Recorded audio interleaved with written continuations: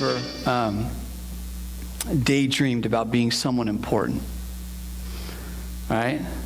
Nobody? I'm the only one? All right. No, but seriously, I think all of us at some point in our life have daydreamed about being somebody important. I think all of us want to live extraordinary lives. We want to make a difference. We want to be somebody important. We want to make sure that we leave a mark. But for most of us, we feel like we don't have what it takes. We feel ordinary. How many of you feel ordinary? I do. There are a lot of reasons why we don't feel capable of doing extraordinary things. I'm not handsome enough or pretty enough. I'm not rich enough.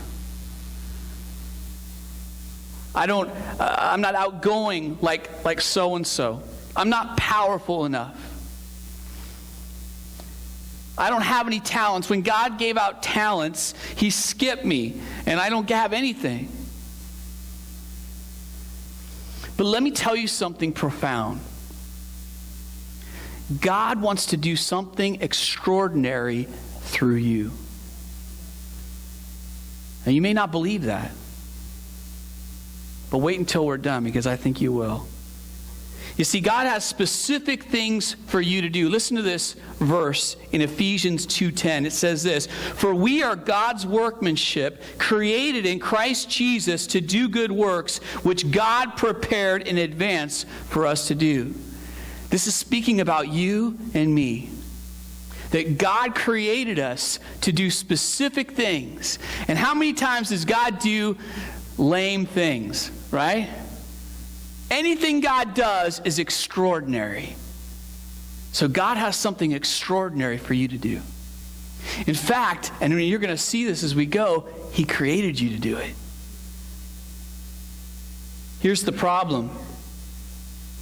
When we don't think that we're capable, we don't try.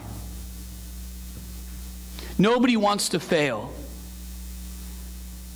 Nobody wants to fail. So we don't take the risk because we don't want to experience failure. Maybe you're here and you're still skeptical. You might be thinking, no way. I'm just ordinary me, Pastor. I'm a housewife. I'm a grocery clerk. I don't have wealth. I don't have money. I don't have power. How could I do anything that makes a difference? Well, listen to this. Listen to what Paul writes to some Christians living in Corinth. 1 Corinthians 1:26-29 says this, "Remember, dear brothers and sisters, that few of you are wise in the world's eyes, or powerful, or wealthy when God called you. Instead, God chose the things the world considers foolish in order to shame those who think they are wise. And He chose things that are powerless to shame those who are powerful. God chose things despised by the world, things counted as nothing at all, and used them to bring to nothing what the world considers important. As a result, no one can ever boast in the presence of God." Listen to this. God uses ordinary people to do extraordinary things. If you're ordinary, that's perfect, because that's exactly what God's looking for. You know why? Because He looks so much better. He gets so much more glory when He uses somebody ordinary to do something extraordinary. Think of all the stories in the Bible, David and Goliath. Nobody thought David would win that fight. They were like, "No, you can't. He's been a warrior for his whole life, and you're just like a kid with a sling. No way. You're a shepherd boy. You're not going to win." But he was the only one willing to fight. And he stepped up, and he seized his moment, and God did something extraordinary through him. An ordinary little shepherd boy. If you're sitting here and you're going, "Man, I'm ordinary, I can't do anything," perfect. You're exactly who God's looking for.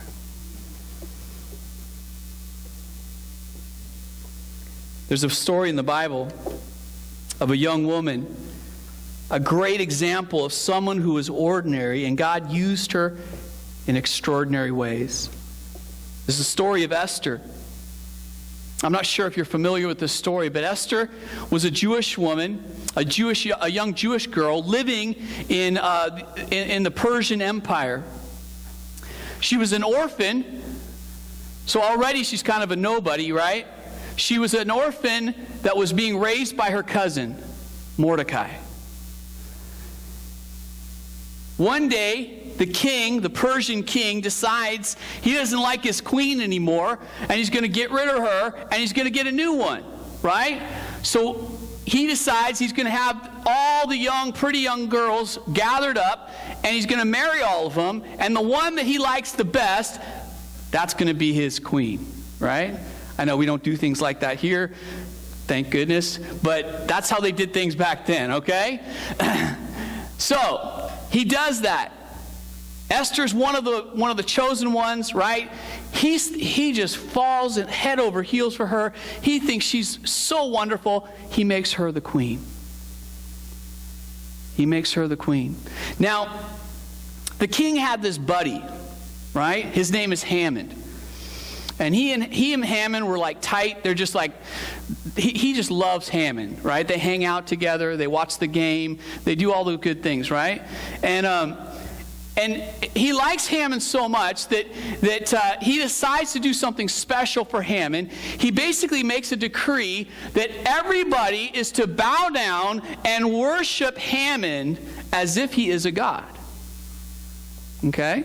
Now, that's how people were supposed to treat the king, right? But basically the king says, I'm going to extend that to my best bud, Haman, right? Everybody has got to do that for Haman. Now Mordecai, Esther's cousin, doesn't bow down.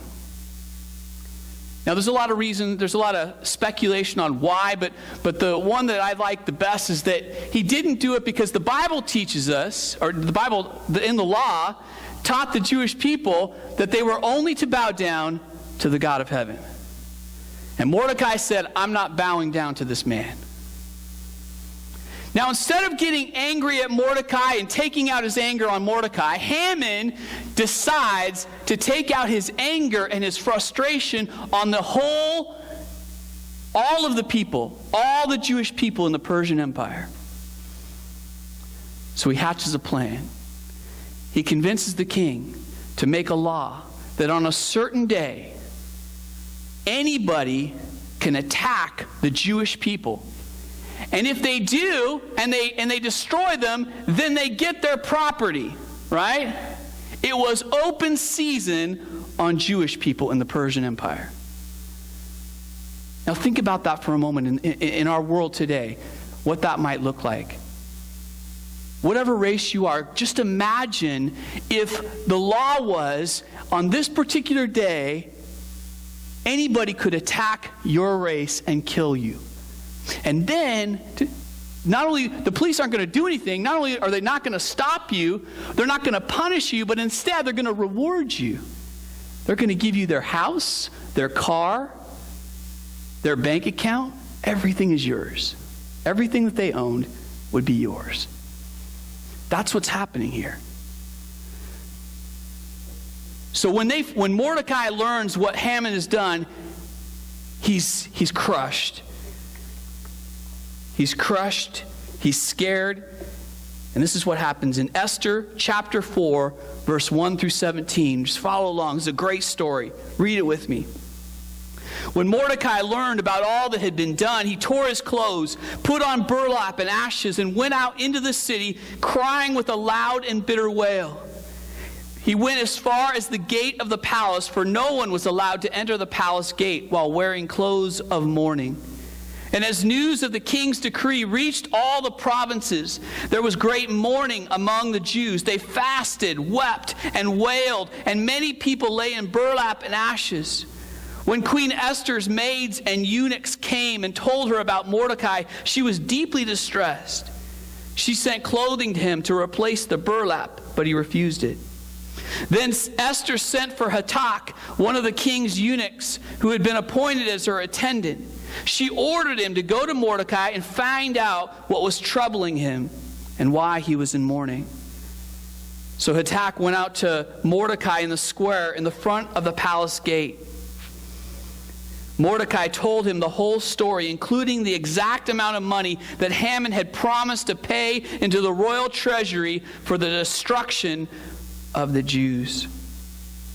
Mordecai gave Hatak a copy of the decree issued in Susa that called for the death of all Jews. He asked Hatak to show it to Esther and explain the situation to her.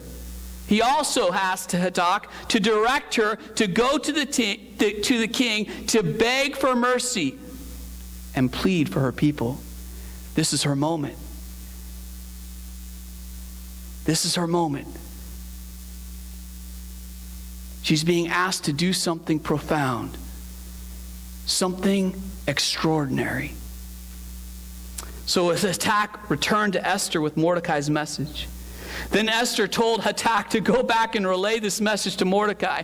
All the king's officials and even the people in the provinces know that anyone who appears before the king in his inner court without being invited is doomed to die unless the king holds out his gold scepter.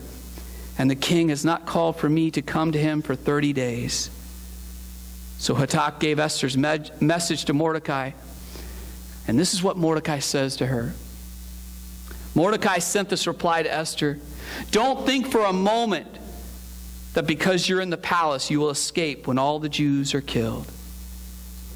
Esther was afraid. Esther was terrified. She was safe in the palace. Life was easy. Life was good. She ate rich food. She was comfortable. Here's the thing. When God gives us something to do, it almost always involves risk. Whatever God calls you to do, it almost always involves some form of risk. Risk to your relationships, financial risk, risk to your reputation. Here's the thing. It's so easy for us to just be a spectator. Isn't it? It's so much easier to just be let everybody else worry and strive and figure all those things out. I'm just going to be a spectator. Some of you guys know all about that, right? The armchair quarterback, right? You're yelling at the screen, you idiot, you should have thrown the ball, and yet you can't play football at all, right? Right? You wouldn't dare get out there, right? You probably don't even play football with your friends because you know you're horrible, and everybody would be like, but you keep yelling at the guy on the screen who's a professional. What's going on? I thought you knew something, right? It's so much easier just to spectate. Let everybody else work and strive and it's too much. Don't even worry about it. It's easier to be the daydreamer, right? How many of you daydream? You know what's interesting? Daydreamers never fail. When you daydream, you don't daydream about failing, right? You daydream, if you're a guy, you get the girl, right? Or you make the sale or whatever. You get the promotion, whatever it is. It's always positive. You always succeed in your daydreams. Here's the thing. When you do something, doers, they sometimes fail. It's just easier to be a spectator. But God has something planned for you. God has something He wants to do in your life. But you will miss out if you don't step up and seize your moment. I want to say something to you.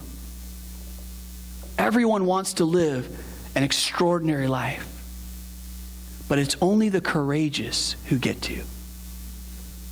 It's only the courageous. Are you willing to step up and seize your moment? Stop being the daydreamer and be the doer. What is it God is speaking to you about? What is He calling you to do? Maybe you're here and you're going, I don't know. But maybe that's because you never asked, because you never wanted to know. You just would rather sit there and be a spectator. And so you've never sought God and said, God, what do you want from me? What do you want me to do? Maybe that's the first thing you should do. God, what do you have for me? Esther was afraid. But listen to what Mordecai says to her. It's profound. Esther chapter 4, 1 through 17. He says this, if you keep quiet at a time like this, in other words, if you don't seize your moment, if you just remain a spectator, if you keep quiet at a time like this, deliverance and relief for the Jews will arise from some other place, but you and your relatives will die. Who knows if perhaps you were made queen for such a time as this? You know what's interesting? God chose Esther for this task. She was an ordinary person. She was an orphan, a nobody. She was a Jew living in a land filled with people who didn't like Jewish people. But God gave her all the gifts and all of the talents she needed to complete her task. You know what he did? He gave her uncommon beauty. Everybody thought she was beautiful. Everybody was just amazed at how beautiful she was. He gave her favor with the king. When she was chosen as one of the girls, she just simply, the king just lit up around her. He just fell head over heels. She wrapped him around her little finger. And God gave her position. He made her queen so that when this time came, she was in a position to help. God gave her everything she needed. All of the gifts, all of the talents, all of it was right there. All right there for this moment. You may believe that you are ordinary, but God designed you. Do you understand that? God designed you. He gave you specific talents. He gave you specific gifts. He gave you specific positions. He did it for a purpose. And you have all the gifts and talents you need to complete your task. There is no excuse. You can do it.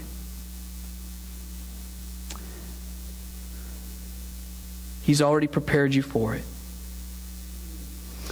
You know, I heard a story once of a little girl. She was in high school, and she had this sister.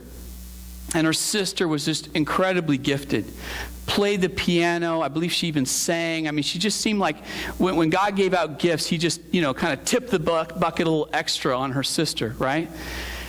And she didn't have any of those talents. She really felt like she didn't have anything. But she wanted to serve God, and she said, so she decided, she locked herself in her room and she prayed like all day long. And she said, God, I want to do something for you. I want to serve you. I don't know how. Show me how I can serve you. I don't have all these talents that my sister has, but I want to do something. And God put it in her heart to start a Christian club on her campus. And so she did. She stepped out. She seized her moment. She started this Christian club on our campus. It started small. It was a handful of people that met in a tiny room.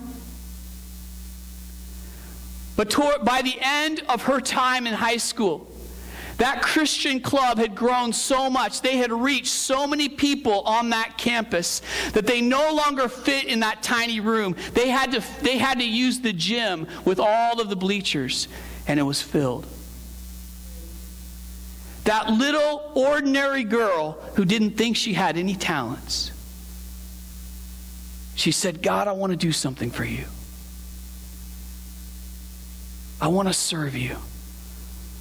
Just show me how.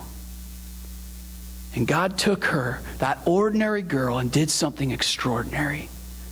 How many people on that Christian campus would never have been touched, would never have known about Jesus if she had never seized that moment? If she had just continued to be a spectator and said, you know what? I don't have any gifts. I don't have any talents. I'm just ordinary.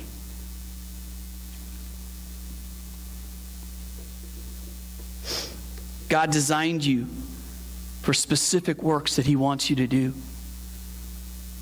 But if you refuse, He'll work through somebody else. Esther was the one God wanted to work in this situation, but He could do it through somebody else if he chose to. You see, God's not dependent on us. No one can stop God's plans from succeeding. If Esther had refused, God would have chosen someone else to save His people. But then Esther would have missed her moment. You see, if you're sitting here right now and you're thinking to yourself, well, it's okay.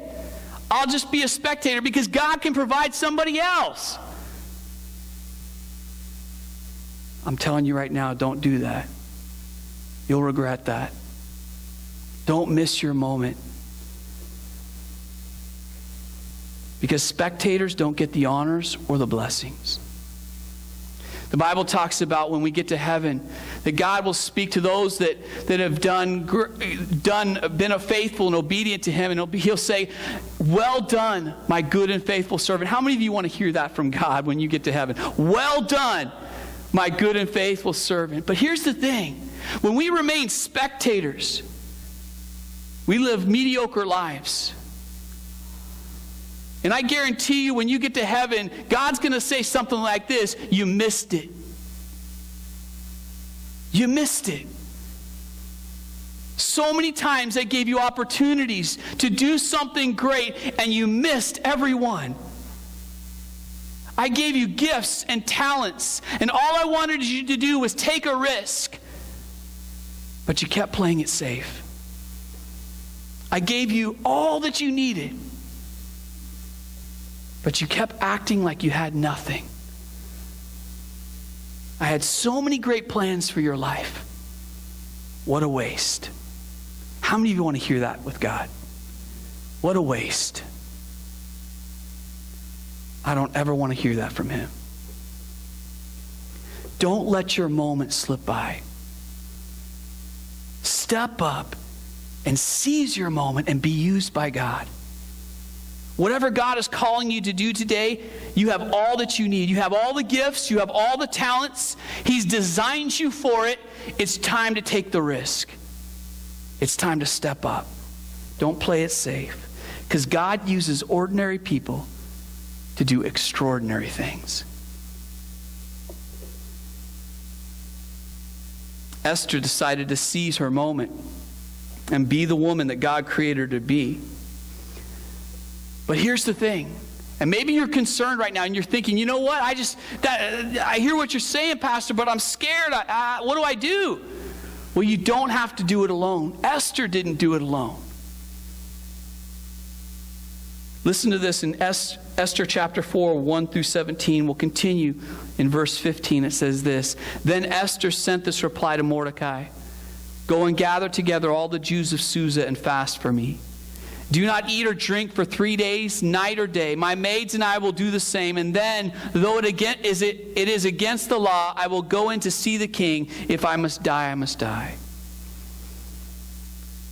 Now, it doesn't say that she prayed, but usually that accompanies fasting. And so she went to God. She had her friends and her family go to God and say, God, help. We can't do this on our own. We need you. You and I were never meant to live our lives simply by ourselves. We were never meant to do these tasks that God has created us for on our own. God has created you to do extraordinary things, but He meant you to do it with Him. How many of you are amazed at how many things these cell phones can do. They have an app for just about anything, right? It's incredible. There's so many things, like it has a calculator, it has a flashlight now, it's camera. I mean, it's everything, right? This can do amazing things, but here's the thing. There's only one cord that fits into this phone, right? And without that cord, this won't have any power. It'll have just enough power to last for a short time, right? But then when that power runs out, it's a paperweight. Am I correct? It's the same with us. We need to be connected to our power source. We need God. We should be dependent upon Him. And when we are, we can do great and amazing things and continue to do those great and amazing things over and over again. But when we disconnect, eventually, we're worthless. We have what it takes. We're not anything. We need God. What's God calling you to do today? What's God putting in your heart? I got to be honest with you. I don't know why I'm preaching this message today. I prayed and I prayed and I prayed throughout this week. God, give me a message. Give me a word for them. And this is what He gave me. And for the life of me, I kept wondering, what is it? How do I connect this to them, Lord? What is it that they need to hear specifically? And I don't know. And that makes me wonder. I think God is speaking to you. He's been speaking to you. What has He been showing you? What has He been calling you to do? That you need to rise up and seize your moment and be extraordinary. Because that's what God wants for you. God created you for a purpose. You have just the right gifts, just the right talents to accomplish it. God could use someone else, but He chose you. You don't have to do it alone, but you do have to have enough confidence in yourself, belief in yourself to say yes to God. Do you have it? Are you ready to say yes to the Holy Spirit and say, yes, God, I want to do extraordinary things? Maybe like I said earlier, maybe your first step is just praying like that little girl in her room, praying, God, I want to do something. I want to serve you. What can I do? Show me. Maybe that's your first thing, the very first thing that you need to pray. Or maybe you already know what He wants. Maybe He's already spoken to you.